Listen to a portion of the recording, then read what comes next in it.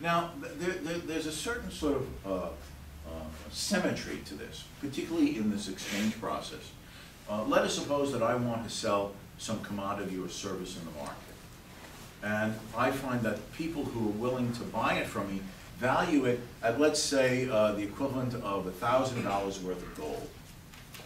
Now, having sold some good or service that people valued in their minds as equal to a total of $1,000 of gold, we can imagine that I sold my product at $100 a piece to 10 people. So those 10 people as a group valued in total the 10 units that I could sell to $1,000. And now, having earned $1,000 of producing and selling something that people valued at that price, I then can return in the market and I can reciprocally demand from them and others an equivalent $1,000 worth of goods and services. Because now I have $1,000 worth of gold and I can demand $1,000 worth of other people's gold. So there's a reciprocity here. I have produced $1,000 worth of something or things that people valued, and now I can reclaim from them in exchange $1,000 worth of what they have produced and are offering for sale. So in the market, I can only claim in market value terms an amount as a consumer more or less equal to what I have supplied to others in my role as a producer. So there's sort of like a balanced reciprocity there. Now, let us suppose that you didn't want to dig gold out of the ground. It's hard work. You have to prospect. You may or may not find a gold mine. If you do find one, then you have to dig, and it's costly and expensive, and it's exhausting. And then you have to transport it. You have to do the refining, the minting, the making it into the usable forms. That's hard work. And let's suppose that you don't want to have to figure out what commodity to produce that others would be willing to buy from you at a value equal to the amount of money you want to be able to buy all the things that you desire to purchase from others in that same marketplace.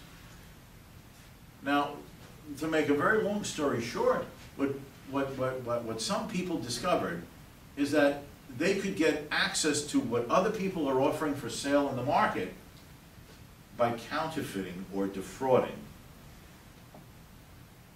the money used in society.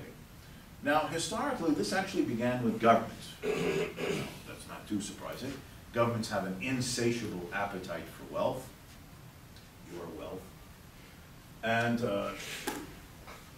what would happen is that in the ancient times, kings and princes in the ancient world would tell their subjects, you know those metal coins that you've been using, they wear out, they get chipped around the edges. How do you know that that coin really represents the gold and silver content that the seller told you it had when you took that coin in exchange for something that you sold him? Or he could have lied to you. How do you know this is a real coin? Right? There are defrauders, there are con men in the world. How do you? It says, let's say an ounce of gold. But how do you know any gold is in there? It just could be a phony coin. Well, because I care about my people. Right? That's why I'm king. Why else would I be king if I didn't care about my people?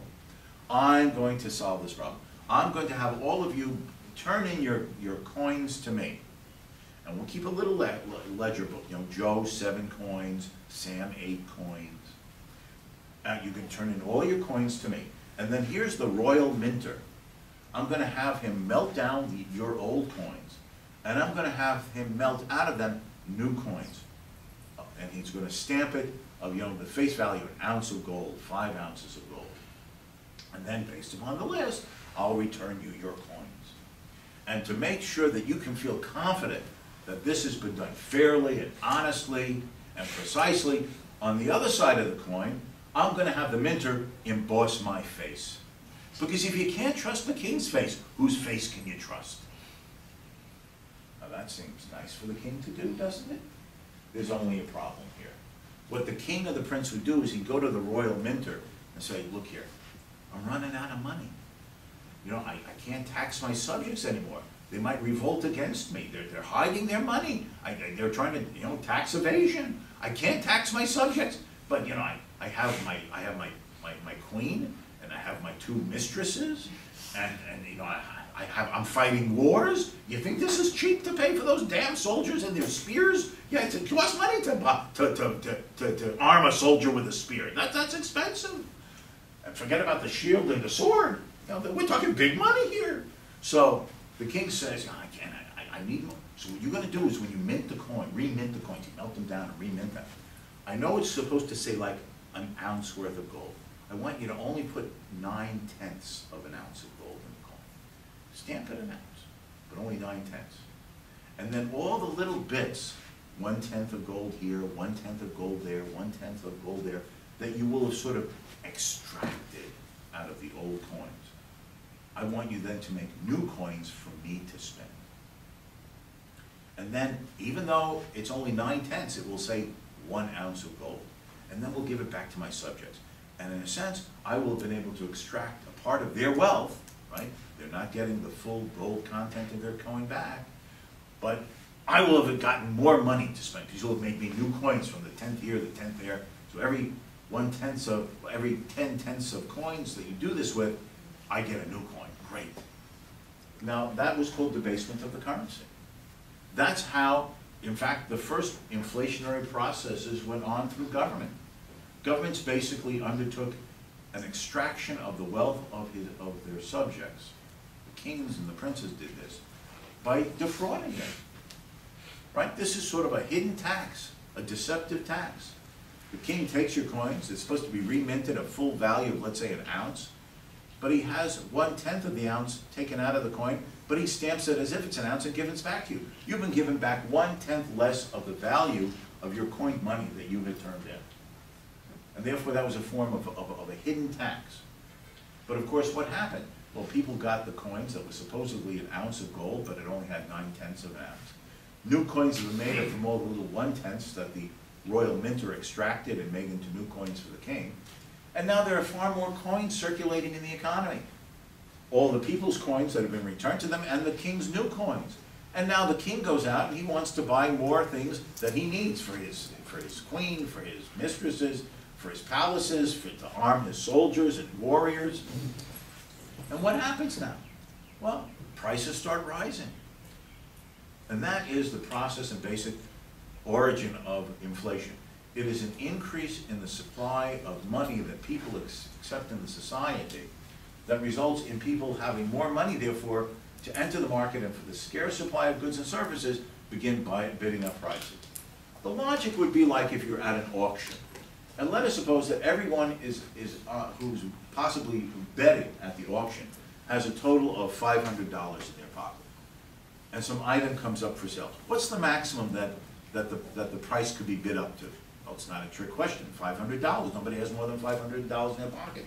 But now let us suppose that everyone was miraculously given an extra $500 in their pocket. And now people, therefore, had more money to bid for this item in the auction. Well, what's the maximum price could we bid up to now? Well, again, $1,000. That's in sort of a very simplified way, the essence of how the inflationary process works. People now, through this creation of money, which is first spent by the government, finding that increasingly the goods and services are bid up in prices because people find that there is more money circulating in the economy with which to offer more money for that which they want. And that's how an inflationary process and spiral goes on. Now, to understand how serious and disastrous this can be, one of the pieces that was included in the packet, or you maybe picked up yesterday, is an article called The Lasting Legacies of World War I, Big Government, Paper Money, and Inflation. And I had this included because what I wanted to have you appreciate was the disastrous effects that when taken to the extreme, and admittedly the extreme, this type of super hyperinflation can cause, the effects it can cause, and the destruction of the society. And the historical examples I use after explaining the general consequences on human life and destruction from World War I was the fact that, and World War I is now just about 100 years ago,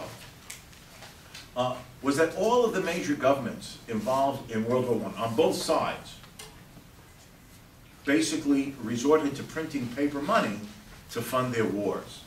And the specific examples I use